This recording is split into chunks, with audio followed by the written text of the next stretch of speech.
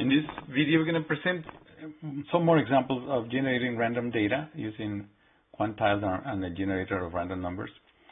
And then you calculating the frequency distributions and plotting the histograms for a couple of data samples.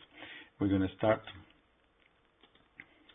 with this Smart Studio worksheet in which we have generated a random sample of 20 rows with 10 columns. I did an earlier generation and I copied that matrix into this matrix R01. Remember that anytime that I do a recalculation, my random numbers change. And so if you want to preserve a particular set, you have to copy the one that you just generated and put it into a fixed variable that will not change with recalculations. We're going to select some normal data. And I'm going to round up to 2 decimals using round inverse cumulative distribution function or normal with a mean value of 100 and a standard deviation of 20. And then a weighable data rounded to 2 decimals with parameters beta 12.5 and alpha 5.6.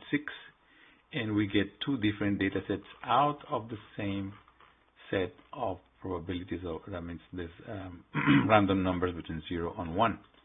And then we proceed to use the old stats function for the normal and the weighable. The normal is called N01, the weighable is called W01. For the normal, I call it X N beans. We're going to go between 50 and 150 based on the minimum and maximum value. And I obtain my frequency distribution like this and my frequency data out of the first element in the first column right there. For the weighable beans, I go from 5 to 17, and the frequency data is in here. And so I have enough information to produce the bar plots, which are the histograms for the normal and the weighable. I proceed to calculate the mean and standard deviation for the normal and the weighable, and the total areas under the curve for the 2 cases to produce a normal function. And the reason for that is to plot a normal distribution against the histogram.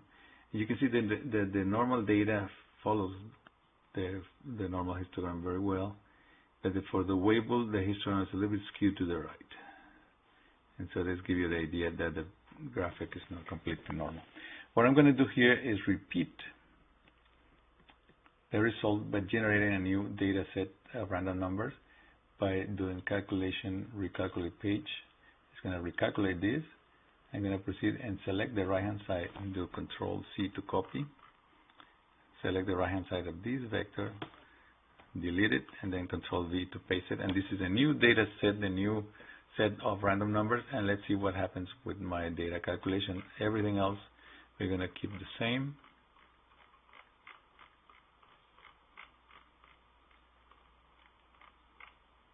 We have our normal data, normal frequency distribution, and the weighable frequency distribution. Obviously, the histograms have changed, and the normal histogram is not quite symmetric as before. But the weighable histogram keeps showing that bias to the right. Let's do it one more time before we finish. Do a recalculation. Copy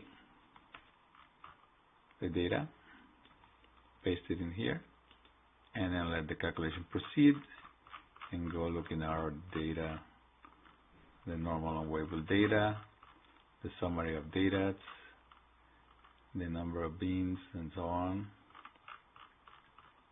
And now our normal distribution is much better, and the weighable is always having a peak to the right.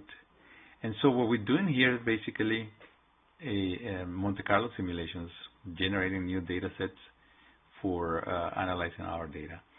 And so this gives you an idea of what kind of application for probability and statistics you can do with Smart Studio.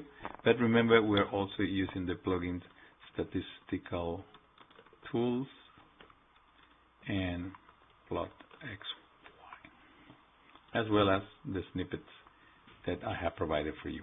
And with this, we finish this particular video on random data, frequency distribution, and histogram.